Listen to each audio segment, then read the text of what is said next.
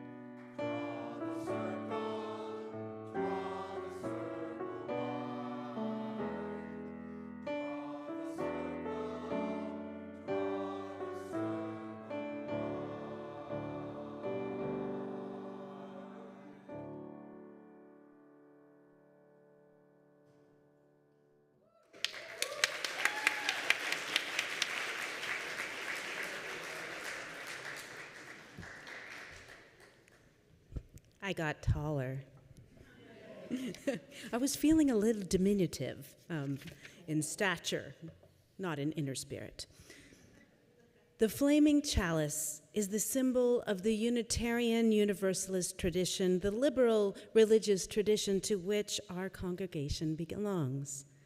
So will those of you who are here with us this morning in person, please stand as you are able for a chalice lighting. And if you have a chalice at home, I invite you to light it with me at this time.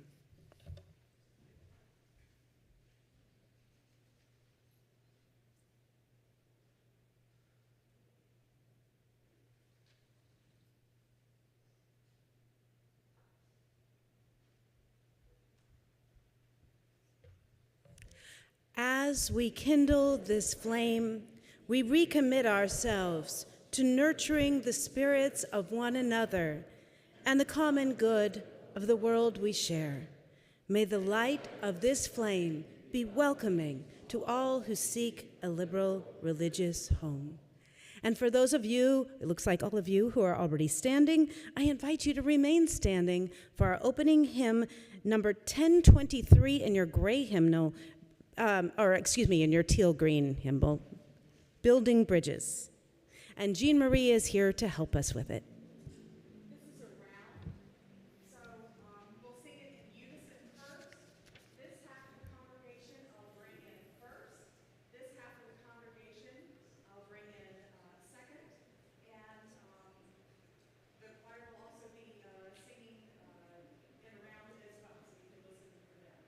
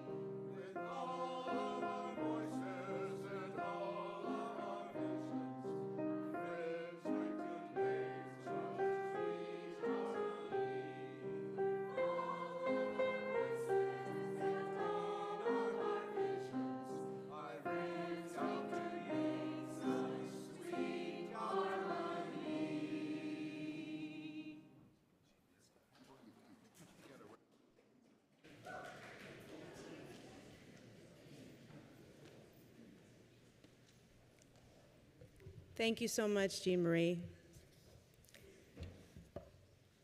Hello. Most of you know me, but if you haven't met me before, my name is Allison, and I am so glad to serve as part of your worship team this morning. Whether you are a first-time visitor or a long-time member, I'd like to offer you a special welcome. Here at the Unitarian Universalist Fellowship of Raleigh, we are intentionally inclusive, liberally religious, and actively serving the common good of our shared world. Whoever you are, and wherever you are on your own spiritual journey, you are welcome here. This morning, Will Smith, one of our lay ministers, will be available in the right front corner of the sanctuary after the service to talk with anyone who might be experiencing any difficult circumstances in their lives and would like to have someone to talk to. I hope all of you will read through the chalice, which you received via email on Friday, about everything happening here around UUFR, or check out the upcoming events section of our website. Our in-person social hour this morning will be downstairs in Founders Hall. And I'd like to briefly put on my other hat, which is the welcome team hat, and say, we would love it if you'd be a social hour greeter. If you would like to help visitors to feel more welcome at UUFR, would you please consider signing up for a monthly slot? And you can talk to me about how to do that. It's really quite easy. There's a place on the front of the website for that. But why wait? You could even start today. You can pick up a blue welcome badge at the welcome stand right after the service and then be a friendly face downstairs in Founders Hall. You can get in a little practice right now as you turn to meet and greet your neighbor.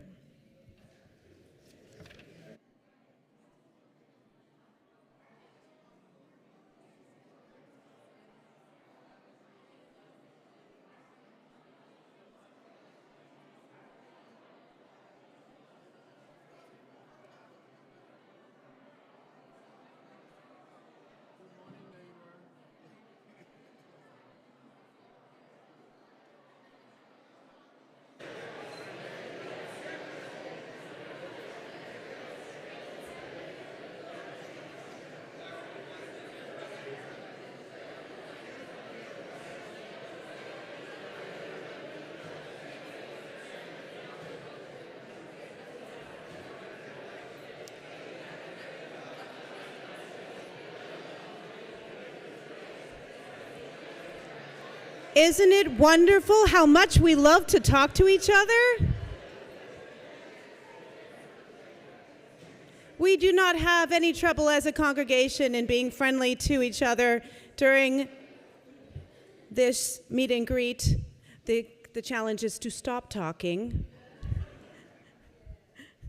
Now, take that energy downstairs and find all the new folks and say hi.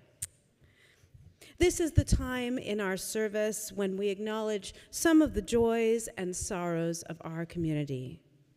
We do this because we believe a joy shared is a joy made greater, and a sorrow shared is made easier to bear.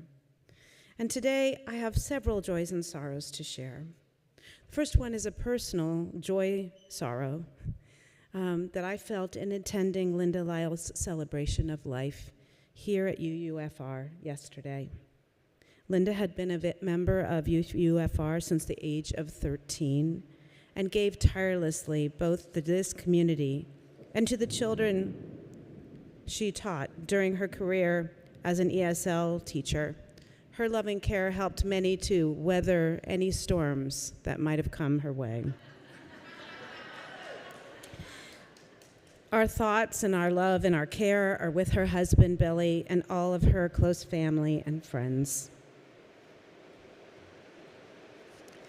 Kathleen Melvin and Matthew Barham joyfully celebrate that they got engaged on Thursday.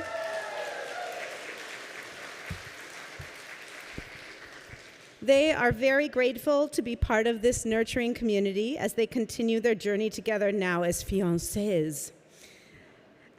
Rebecca Mayhew and her family are happy to share that Alexis Mayhew will be competing in the New Balance Indoor Track and Field Nationals with her relay team, competing in the 4x400 today. And I hope it's not here in the triangle in the storm. It is?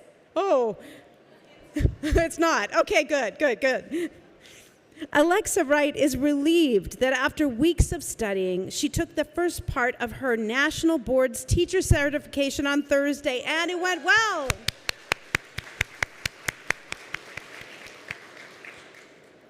Let us continue to hold Eric Dyke and his family in our hearts as he is still receiving treatment in the hospital.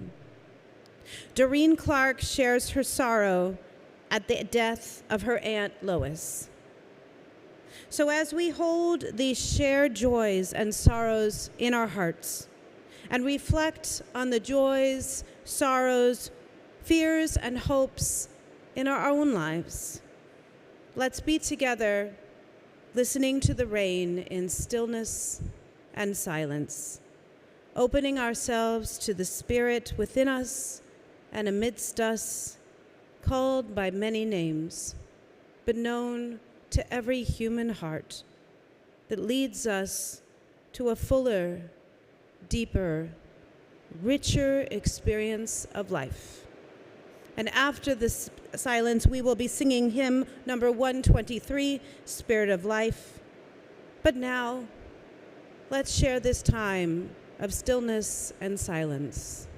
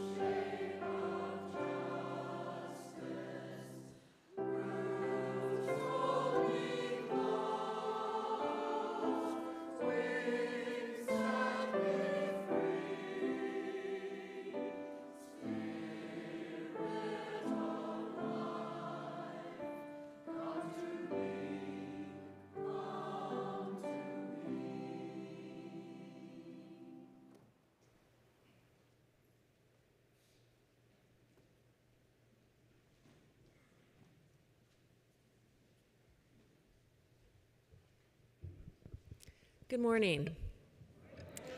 My name is Sarah Ford-Knorr, and I'm a member of your board of directors. I'll be downstairs at social hour if anyone has any questions, concerns, or would just like to say hi and introduce yourself. Everything we do here at UUFR is only possible because of the generous financial support that so many of us provide. As part of this year's generosity campaign, we're asking every member and friend to attend a meeting in March or April to share their hopes and dreams for the future of this congregation. Please sign up for a meeting using a link in the chalice on the front page of the website or in the email that you received. The meetings are beginning this week. It's now time for this morning's offering. If you'd like to make a contribution, I invite you to bring it forward to one of our offering plates. If you prefer, you can also raise your hand and have an usher come to you. We also have giving methods on the screen. Our offering will now be taken and gratefully received. Thank you.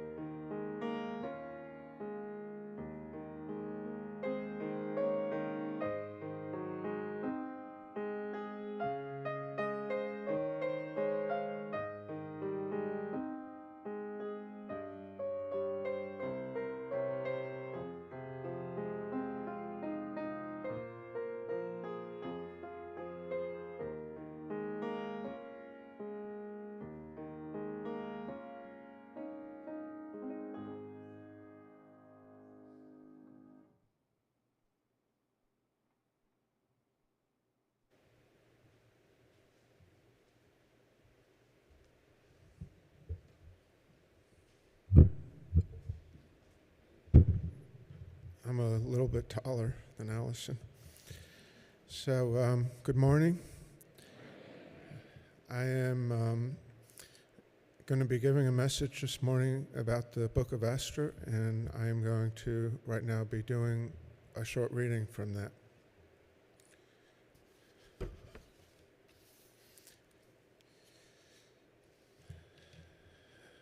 On the 13th day of the first month, the king's scribes were summoned, and a decree was issued, as Haman directed, to the governors of every province, and to the officials of every people, and to every people in their own language. The orders were issued in the name of King Ahasuerus and sealed with the king's signet. Accordingly, written instructions were dispatched by couriers to all the king's provinces to destroy, massacre, and exterminate all the Jews, young and old, children and women, on a single day, on the 13th day of the 12th month, that is the month of Adar, and to plunder their possessions. The text of the document was to the effect that a law should be proclaimed in every single province. It was to be publicly displayed to all the peoples so that they might be ready for that day. The couriers went out post-haste on the royal mission, and the decree was proclaimed in the fortress of Shushan. The king and Haman sat down to feast, but the city of Shushan was dumbfounded. When Mordecai learned of all that had happened, he tore his clothes and put on sackcloth and ashes. He went through the city crying out loudly and bitterly until he came in front of the palace gate, for one could not enter the palace wearing a sackcloth. And in every province that the king's command and decree reached, there was great mourning among the Jews, with fasting, weeping, and wailing, and everyone lay in sackcloth and ashes. When Esther's maidens and eunuchs came and informed her, the queen was greatly agitated. She sent clothing to Mordecai to wear so that he might take off his sackcloth, but Mordecai refused. Thereupon Esther summoned one of the eunuchs who the king had appointed to serve her, and sent him to Mordecai to learn the why and wherefore of it all. He went out to Mordecai in the city square in front of the palace gate, and Mordecai told him all that had happened to him, and all about the money that Haman had offered to pay into the royal treasury for the destruction of the Jews.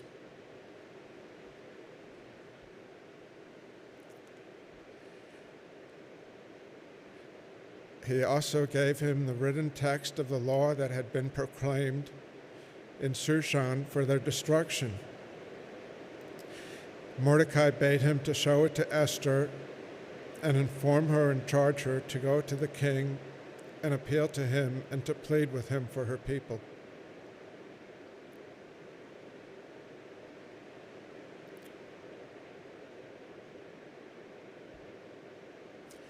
When the eunuch came and delivered Mordecai's message to Esther, Esther told him to take back to Mordecai the following reply.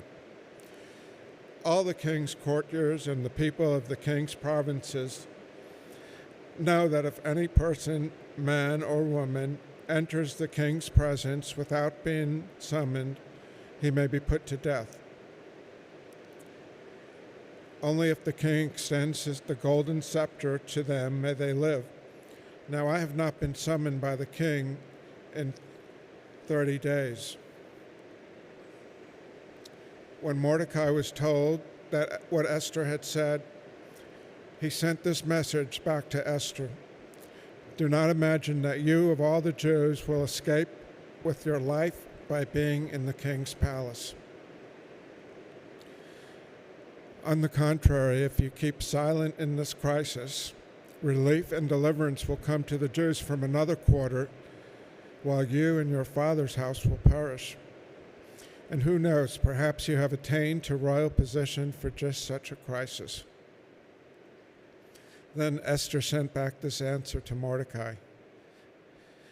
Go, assemble all the Jews who live in Shushan and fast on my behalf. Do not eat or drink for 3 days, night or day. I and my maidens will observe the same fast. Then I shall go to the king, though it is contrary to the law, and if I am to perish, I shall perish.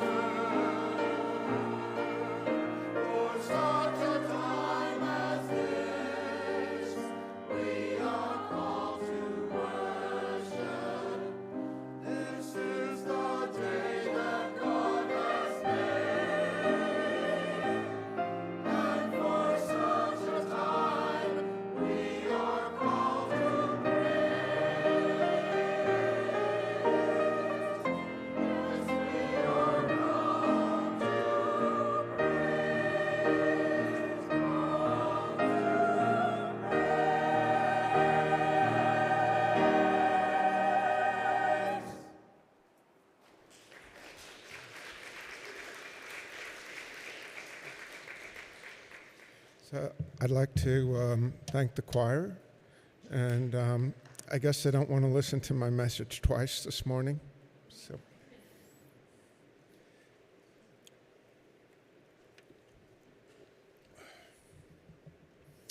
So again, good morning. I'm Louis Copulsky, and as you may know, I am the Operations and Finance Director here at UUFR. But you can all relax. I'm not going to ask you for money today. Although I will say, if you haven't already signed up for a neighborhood meeting, you really should. It's going to be lots of fun. So you may be wondering why I'm giving the message this morning. Well, I heard that there was going to be an opening for a lead minister, and I thought I might throw my hat in the ring. This morning I'm going to talk about the Book of Esther. The Book of Esther is part of the Hebrew Bible. It's the basis for the holiday of Purim that Jewish people celebrated just this past week. I'll start by telling you the Purim story, a abbreviated version of it, and then I'm going to share some observations with you.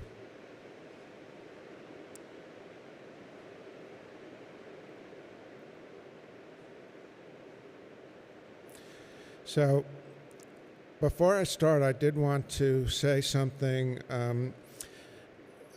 You probably have mostly heard the terms before, the Old Testament and the New Testament. And Jewish people tend to not be very fond of those terms because it implies that one has replaced the other. So what Jewish people tend to call it is the Hebrew Scripture and the Christian Scripture. And in that sense, the Hebrew refers not to the language Hebrew, but to the people Hebrew. So the Book of Esther is part of the Hebrew Bible. And one more thing I'm going to say, you may have heard the term in the past, the whole Megillah. That's also related to Purim. Megillah is a Hebrew word that means scroll, and originally the Book of Esther was a scroll, and so during the Purim holiday, the custom is to read through the entire scroll of Esther, and that is where the expression the whole Megillah came from. So the Purim story is set in the Persian Empire. It takes place about 500 BCE. Prior to this time, Israel had been conquered by the Babylonian Empire, and many of the Jewish people had been exiled from Israel.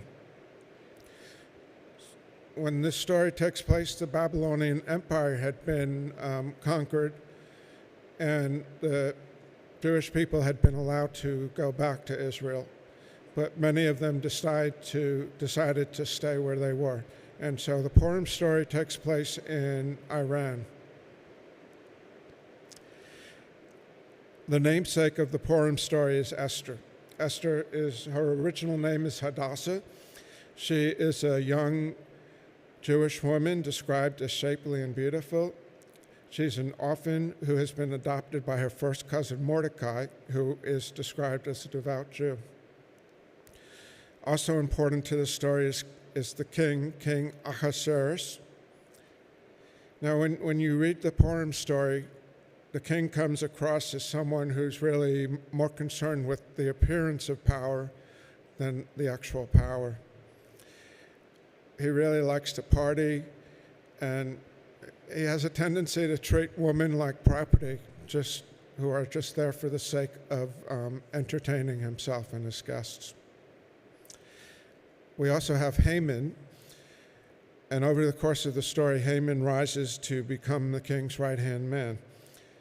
And even though Haman doesn't really have an official position, he is kind of the power behind the man. He's the guy who's really running the government. And as it turns out, Haman is kind of evil and self-serving. So there are two things you should know about Haman. First, he is so evil that it's a tradition when the story is recited in a synagogue for the congregation to make so much noise that Haman's name is drowned out. So we've got a little help from nature, but let's practice that. I'm going to say the name and you make lots of noise. Haman. Oh, you're much better than the first crowd. There's also a tradition that you should drink so much alcohol on Purim that you cannot tell the difference between the phrase, "Blessed be Mordecai," and the phrase, "Cursed be Haman."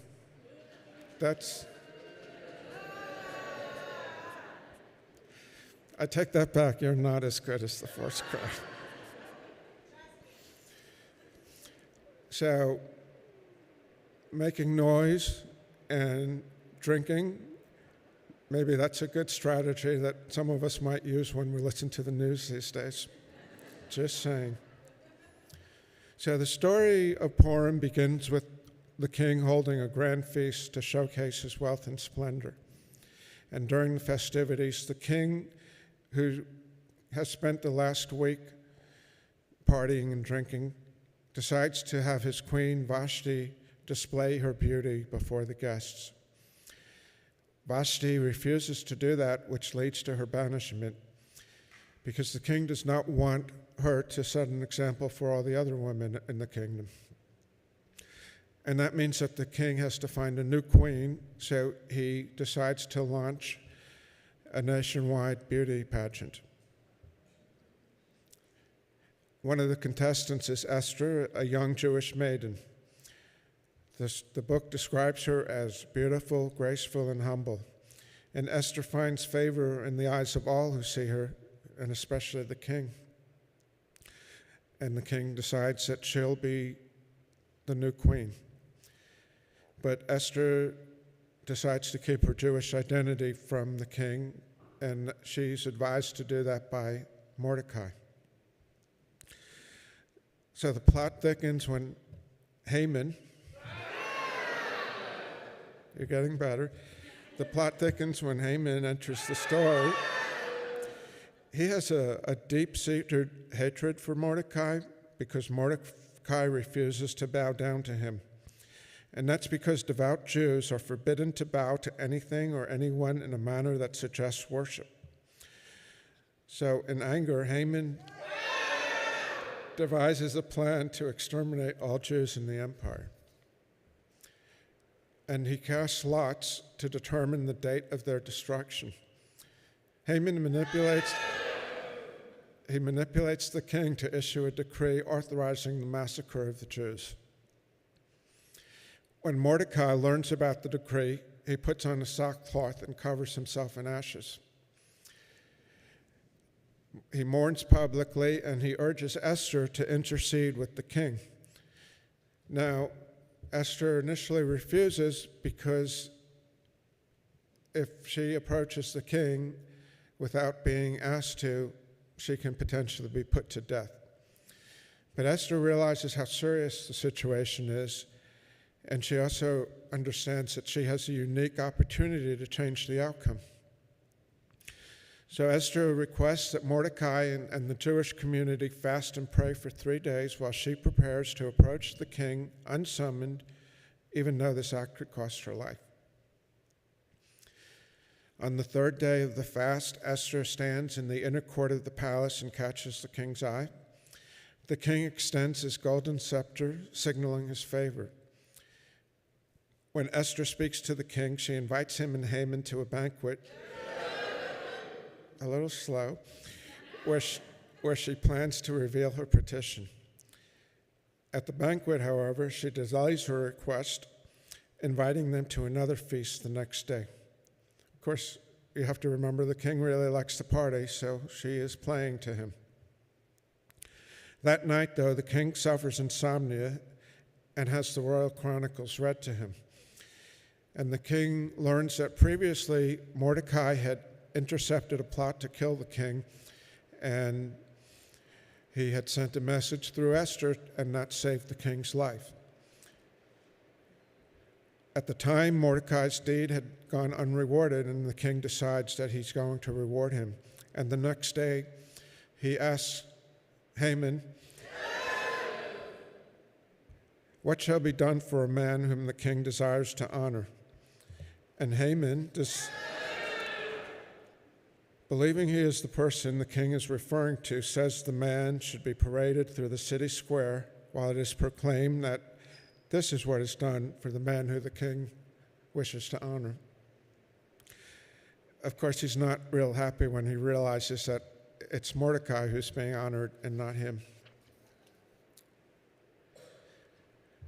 During the second banquet, Esther reveals her Jewish identity and exposes Haman's plot. The king, enraged, orders Haman to be hung on the gallows that Haman had prepared for Mordecai. So you're doing a good job. You're allowed not only to shout out, but you can also stamp your feet. So you wait for it. So there's a final twist to the story. Although Haman is dead, that's better. That's better. The decree he instigated remains, and the way the laws are set up, the decree to kill all the Jews can't be canceled. But Esther and Mordecai received permission from the king to issue a counter decree, allowing the Jews to defend themselves. So on the appointed day, the Jews successfully overcome their enemies, which is a polite way of saying that instead of the Jews being massacred, everyone else is massacred. And this is the event that's commemorated by Purim. So that's the story of Purim. I've given you an abbreviated version. Truthfully, it's much better when you read the original. So I suggest that you might want to think about that. I'm going to share some insights, and you all did a great job of drowning out that guy's name, but don't feel compelled to do it now, as in, please don't. So one of the key themes in the Book of Esther is first hiding and revealing an aspect of one's identity. In the scroll, it's written that Esther did not reveal her people or her kindred, for Mordecai had told her not to reveal it. But why do we suppose Mordecai told her this? There's nowhere in the story that indicates that being identified as a Jew would really be a problem. And in fact, Mordecai is openly a Jew. And other than the little thing about bowing, it's not much of a problem. So one possibility is that Mordecai was hoping that Esther would not be selected for the king's harem. And the thinking goes that Mordecai thought that being Jewish might actually make Esther more attractive as an exotic person. So that's a possibility. Another explanation is that by hiding the fact that she's Jewish, Esther is better able to follow Jewish practices, but since she's not standing out, and she's just doing it on her own. There's also the possibility that by hiding her Jewish identity, Esther would actually be a more effective supporter of Jewish interests, since she wouldn't be perceived as just acting in her own interest. I think there are probably times in all of our own lives when we might conceal an aspect of identity for one or more of these reasons. But it's kind of complicated, because on the one hand, we want to be proud of who we are, and hiding our true identity can lead to depression and anxiety and other negative things. But at the same time, sometimes revealing things about ourselves can lead to physical harm, poor treatment, giving up power, and more. So we have to try and balance those two things. And obviously, no one can tell you how to do that. That's something you have to discover for yourselves. Many of us struggle with presenting our own identities in various social and professional contexts. In many ways, the Book of Esther encourages us to embrace our true selves and recognize the power that comes from authenticity. With social media and the internet, in some ways it's easy to control our image, and in some ways it's extra difficult. Esther's story can remind us of the importance of being genuine and true to who we are.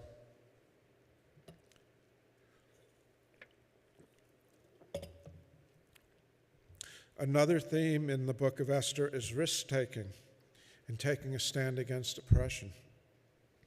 Queen Vashti takes what seems to be a big risk when she defies the king.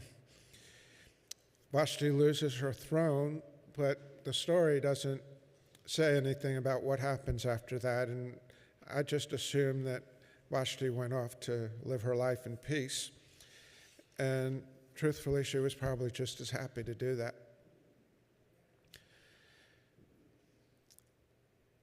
Esther takes a big risk in order to save the Jewish people. When she first approaches the king, she is doing so at the risk of her own life. And Esther is aware of that. As I read earlier, she writes to Mordecai, "I shall go to the king, though it is contrary to the law, and if I am perished, I shall perish." And then, having taken this first risk, Esther reveals to the king that she is Jewish, and she doesn't know how the king will react. Fortunately, it turns out okay. And of course, Mordecai also takes a big risk when he chooses to honor his faith in not bowing down to Haman. Did Mordecai fully anticipate Haman's likely reaction and the real danger to his life?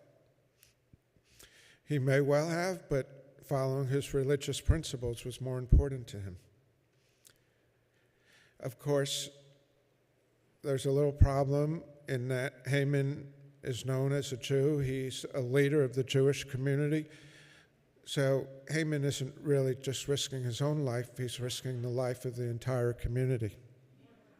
What? Mordecai. Mordecai, Haman.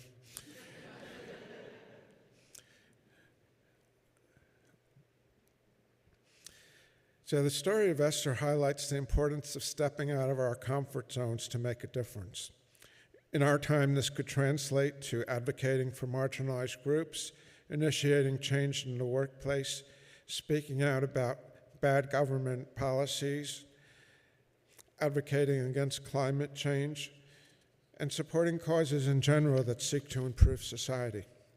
And the story of Esther teaches us that a single person can make a significant impact on society. Finally, I'd like to talk about the role of God in this story. There are two books in the Hebrew Bible that don't mention God.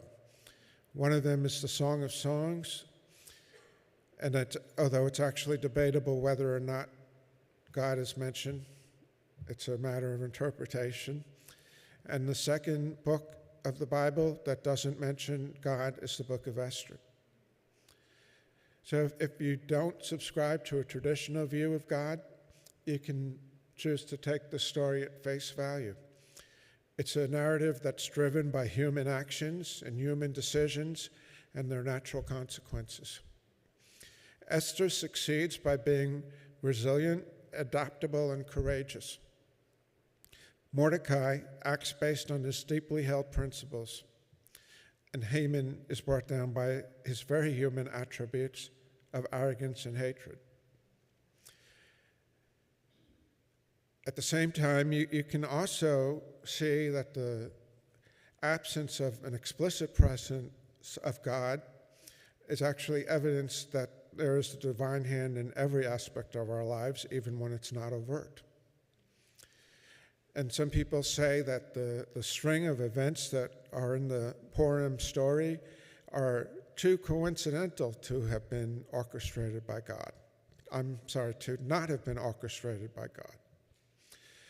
And perhaps the message is that if we want to have a relationship with God, it's not just what happens on Saturday or Sunday mornings, but it's having a heightened awareness and sensitivity to the divine presence in our everyday lives.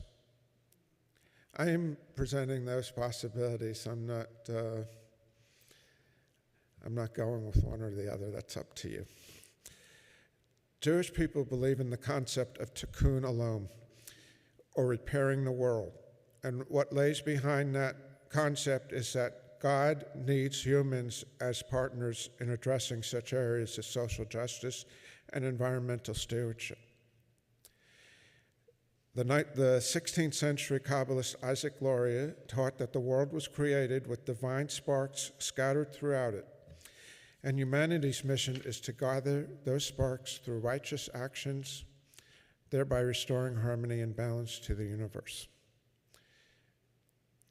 So, in summarizing, the Book of Esther is a powerful reminder of the power of a strong sense of one's own identity, the importance of speaking out for what you believe, and the impact that one individual can have. And hopefully it can remind us that we each have wells of strength and resilience that we can draw on to make the world a better place. So may it be. Amen.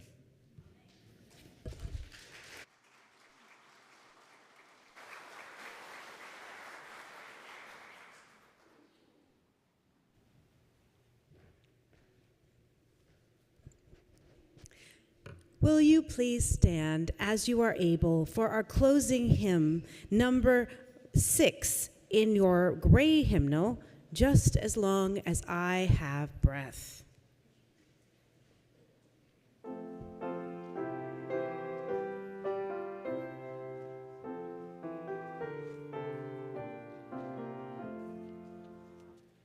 Just as long.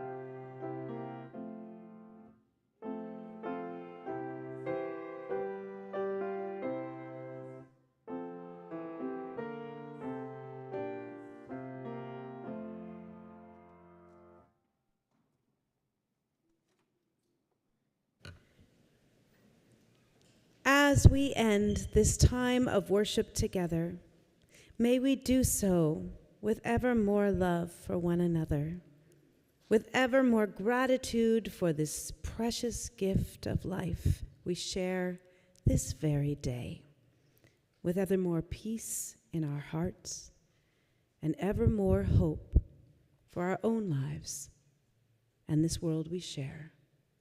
Amen.